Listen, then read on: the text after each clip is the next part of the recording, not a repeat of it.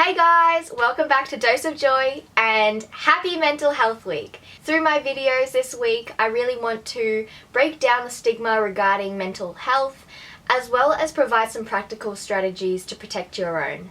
So let's begin with the first topic of negative self-talk. To me, this is one of the biggest elephants in the room. I basically never hear it being discussed, and it doesn't really surprise me because it's really just this internal conflict between us and our mind.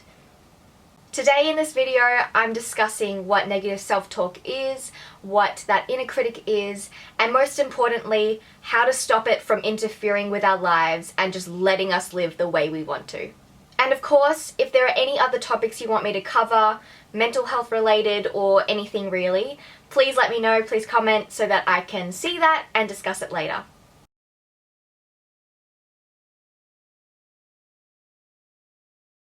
Well, okay, let's begin.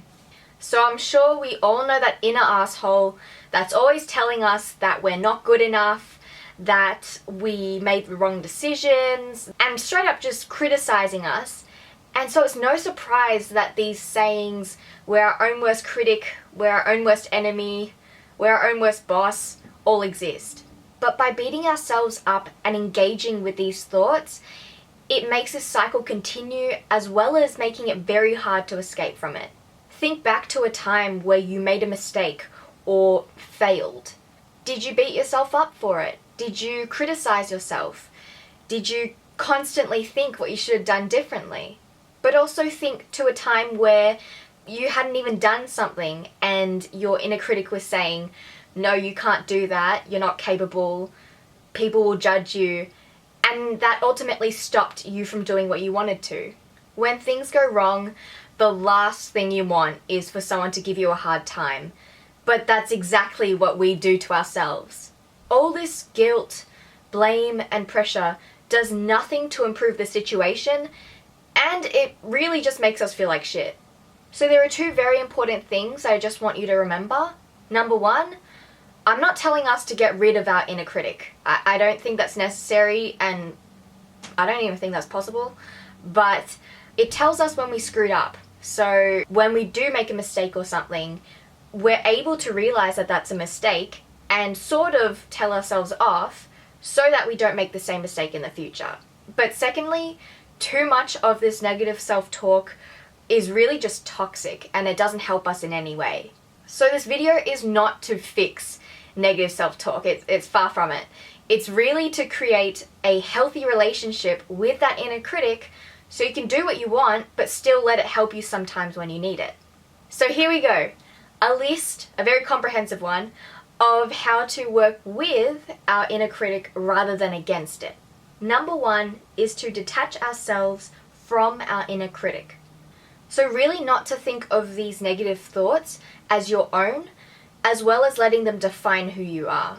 We really need to know that we're in control of our own mind and that we take whatever thoughts that arise with a grain of salt. Because really, who has the right to make us feel like shit? Especially ourselves. And again, these thoughts don't define us. We might have negative thoughts that come up that say, I'm a loser, I don't deserve this, I'm not good enough. But it's really up to us to believe that. So what really helps me to detach from that inner critic is to treat it like an acquaintance, like someone who's not really a friend, but generally like I'm okay with. So then that really helps me to realize that these thoughts aren't mine, it's just that inner critic's that exists somewhere else. And when these thoughts arise, it's up to us in how we respond to these, leading on to our next step, which is notice and address the negative self-talk. I personally think this is one of the hardest steps, to actually be aware when these thoughts arise. When it's someone else who's treating us like shit, saying things that are insulting and really don't do us any good, it's easier, though not easy, it's easier to notice when this happens and then to reply and say, like, come on.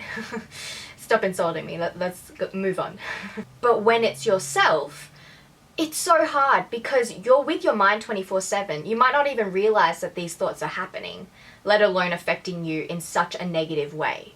So next time you find yourself saying, I'm an idiot, I can't do this, or when all these negative thoughts come in, first, just realize it's happened. That's all you need to do. Don't judge it. Just go, okay, negative thoughts came out. Cool. The second part of this step, though, is to actually address these thoughts. I really think that humans have this annoyingly incredible way of procrastinating, and just if anything's uncomfortable, we sweep it under the rug, we distract ourselves, or we just deal with it. But we all know that when we push something to the side, like our negative thoughts, they'll come back eventually, and they might even come back worse than what it was before.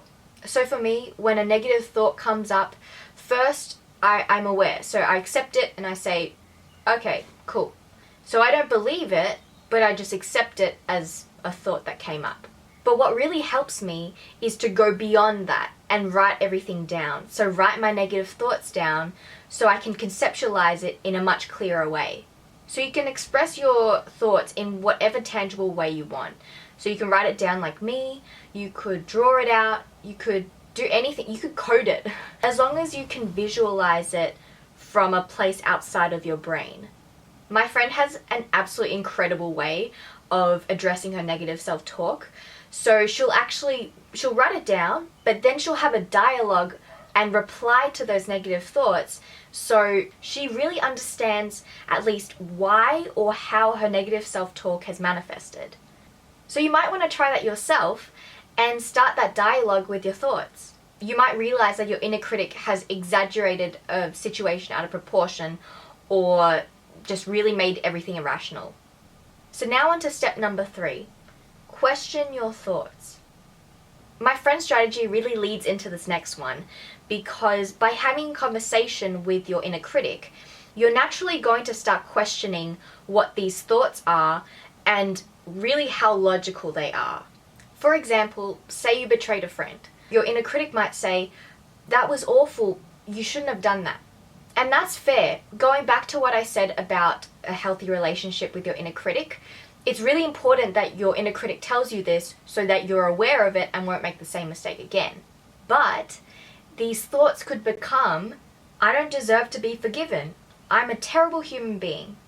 But then by having that dialogue and questioning it, you would then reply, do you really think that because you've done something bad that you don't deserve to be forgiven? And that negative thought might reply, yeah, it's true. And then you reply, you're not perfect. Don't you realize that people can make mistakes? Sure, you can't take what you've messed up on, but you can actually learn from it so you don't make the same mistake in the future.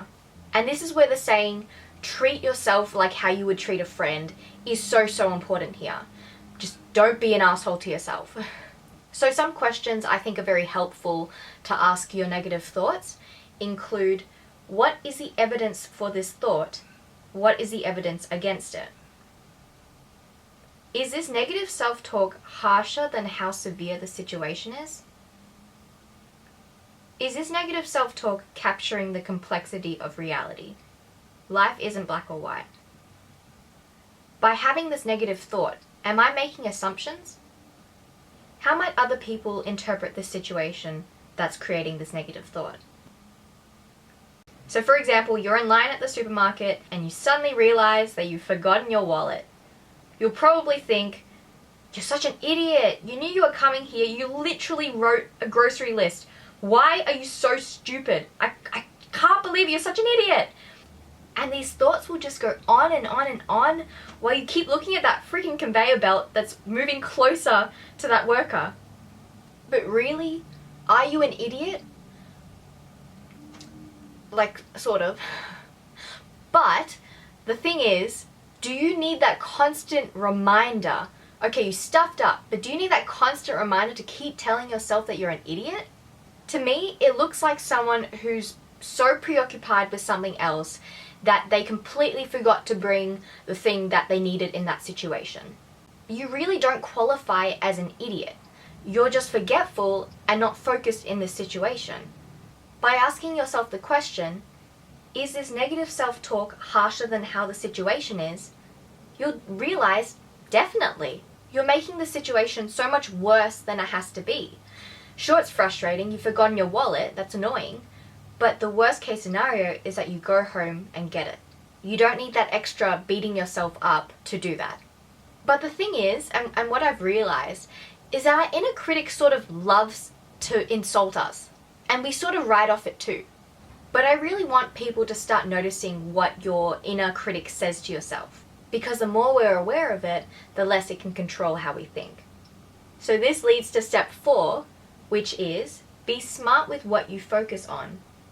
Essentially, don't give your negative self-talk and your inner critic more than the necessary time and attention. And I just want to clarify, this is not avoidance. We already noticed and addressed our thoughts in the previous steps.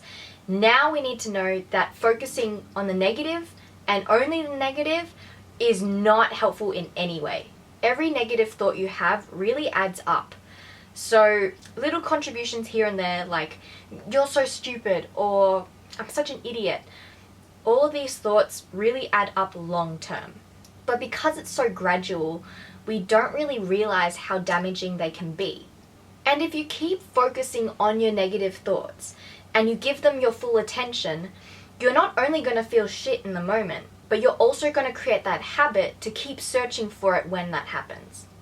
So my advice is to treat these useless and ineffective negative thoughts like a bully. The more attention you give it, the more it's going to grow and make you feel like shit. Don't give it this satisfaction and give away things that are so important to yourself, like your time, your energy, and your self-esteem. And this does not mean that no negativity is good for you.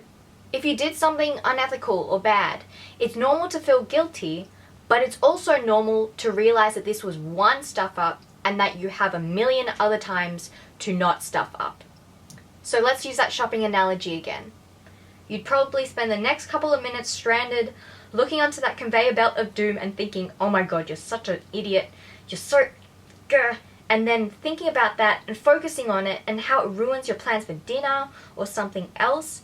Instead, consider some other situations.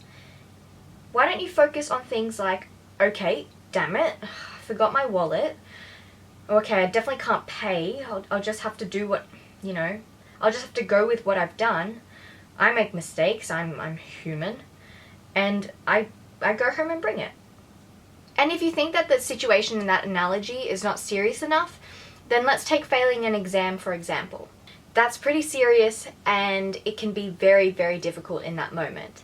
As a result, you might begin to think, I can't believe this, I can't do this, I'm a failure. But then, by questioning your thoughts of, I'm a failure, you'll conclude that, no, I'm not. People make mistakes, and this one failure doesn't make me a failure. And instead, focusing on how failing happened in the first place. It might be that your study strategy was ineffective, or that you focused on the wrong thing to study. By doing this, you're focusing on how to learn from the situation and not repeat the same mistake again, rather than the fact that you failed, which will create negative thoughts. This really takes a lot of effort to really see the bright side of things and to turn the situation around. But even though it's tough, it's the healthy option, and by doing this, you're going to be limiting the pain so much after it's happened. And finally, step 5, practice self-compassion. I chose the word practice specifically because I treat self-compassion sort of like a muscle. We need to train it, and we need to train ourselves to use it consistently so that it comes naturally to us. And it's not going to be easy, but with more dedication and time to practicing self-compassion, the more we'll be able to channel it when a negative situation happens. And when these negative thoughts appear, they will probably get to you because that's normal. But the biggest thing you need at that moment is comfort, not self-sabotaging and constant criticism. Take, for example, failing that job interview. From this, you might dwell on the fact that you didn't get the job, and you might start associating yourself as being a failure, as not being talented. So in this example, a way to practice self-compassion is to focus on the process rather than the outcome, and to be self-compassionate and realize you are far from a failure by even getting to the stage in the first place. And again, negative self-talk will happen and these thoughts will arise, but when it does, use self-compassion over self-sabotage. Okay, so that was a lot of information that I just threw at you guys, but I really hope that you all took something from this.